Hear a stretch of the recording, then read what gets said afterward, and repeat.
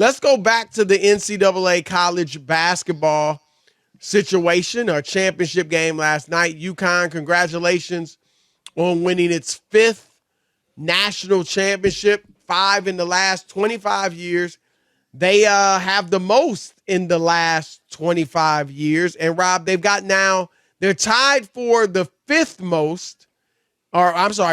most in college basketball. UCLA with 11, number 1, Kentucky with 8, number 2, North Carolina with 6, number 3, and then Duke, Indiana, and UConn tied at 4th with 5 apiece. Duke, of course, got those under Mike Krzyzewski. Was not a tremendous program before him.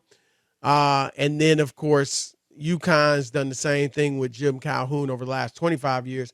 Indiana did most of its winning 2 championships right before we were born.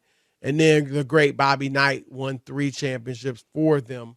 But Rob G, the numbers, we're talking about the ratings. Yeah. Tell us about the ratings. They really weren't that good.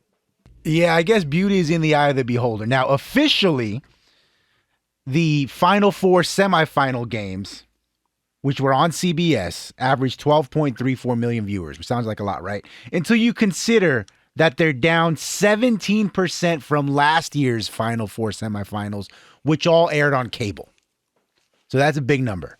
Now, in addition, this came out earlier this afternoon, sports TV ratings, which is unofficial, it should be noted, even though they are a reputable website, until we see the actual Nielsen ratings, you got to kind of take it as you wish. Right. They reported today that San Diego State UConn national championship game averaged 14.7 million viewers last night for CBS, which is down 19% from last year's championship game, again, which aired on cable.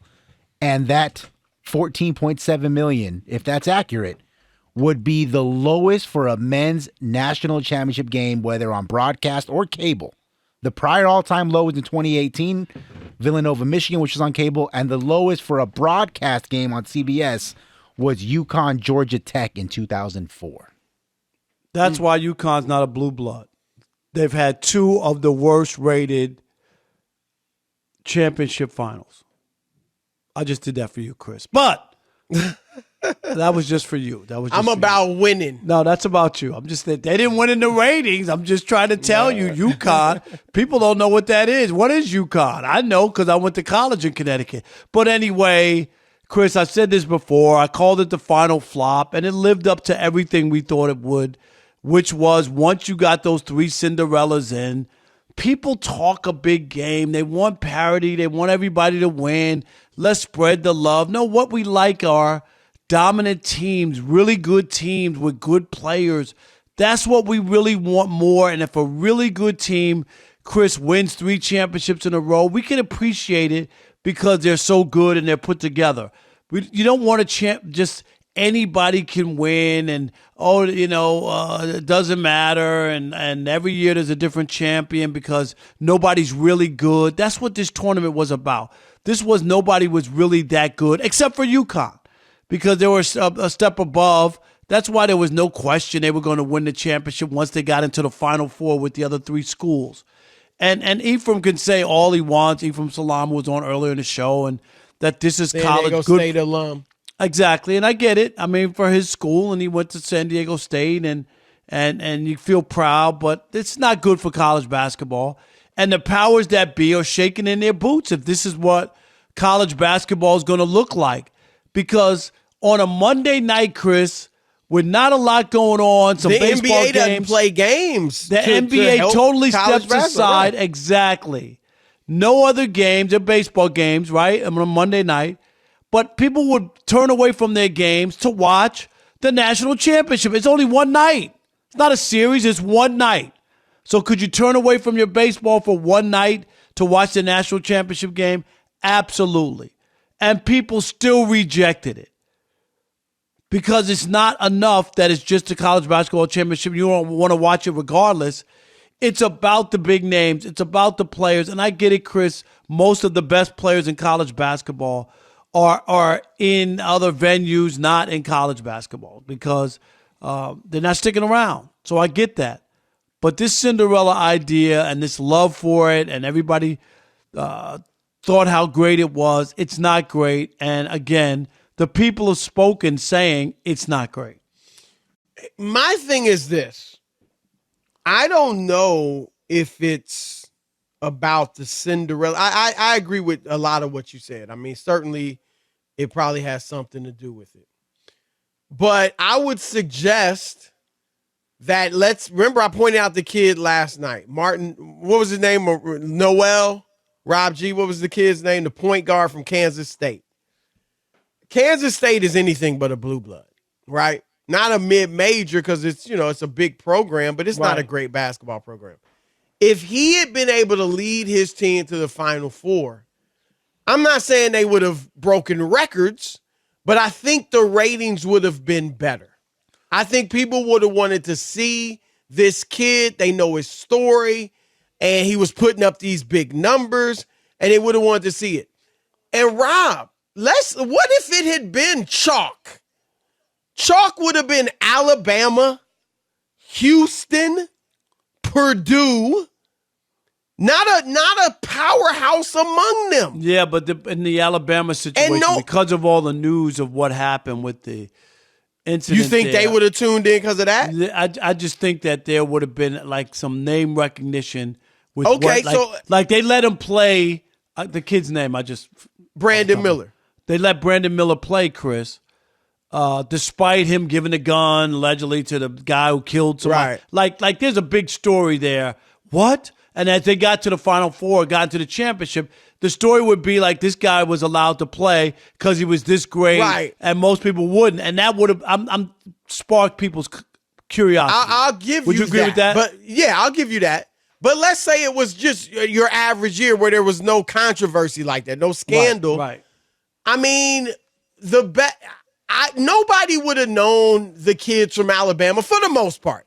And heck, Brandon Miller, and look, he might be a great NBA player. Scored 0 points in his first NCAA game. Yeah, I saw that. Scored 9 in his third, 19 in the second, 9 in the third. I just think that even if Houston, okay, people know Marcus Sasser, kinda, sorta. Like Purdue, they got the 7-4 kid. Rob, Kyle, we talked about it with the women. I get it, the men's game is certainly more entrenched. People are more into the schools than they are with the women. But people still want to see either great transcendent players, which you don't typically get anymore in the college game because they leave after their freshman, right? If they're that great, they leave after their freshman year, unless they come in and light it up right away like Zion Williamson did.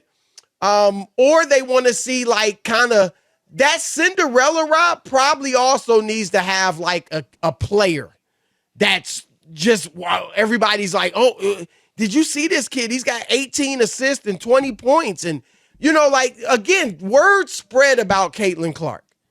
You need that with the men, too. And, Rob, I don't know. Now, you're right. Blue Bloods, more people will tune in because of the schools. But I'm just wondering, in general, is college basketball facing some issues because you don't have those star transcendent players as much as you used to? You know what? You might be right. It's a bigger issue. And then even the Blue Bloods with Coach K retiring and some of these other coaches, they don't even have that to fall back on. Well, you know what I mean? Well, Coach K, I want to watch Coach K's team. Like that's going away too. So it's in a transition period. But the whole idea, Chris, of how great the Cinderella story was for the NCAA, that still could have been alive. Like people, why weren't people just looking into it, saying, "Hey, maybe I want to watch this San Diego. A mid-major might win." They won on an exciting buzzer beater, right, to get to the championship. Right. Why not tune in for that? But people just took a pass on it. Yeah, and like I said, the game, I mean, outside of an absolute, demolition where they won by 30, 40 points, it was just the game, Rob, had no drama whatsoever. I mean, UConn got out to a 10-point lead, and it just basically stayed there. Yep. They increased a little bit. And then they cut it down to about 5 or 6, and then they just ran it right back up. Like there was no ebb, like no, switching leads and it just was. It was just a bad situation. Obviously, we watched it and I watched it, but it was boring because, it didn't have any type of drama. No lead changes, no nothing after the first few minutes. So Right.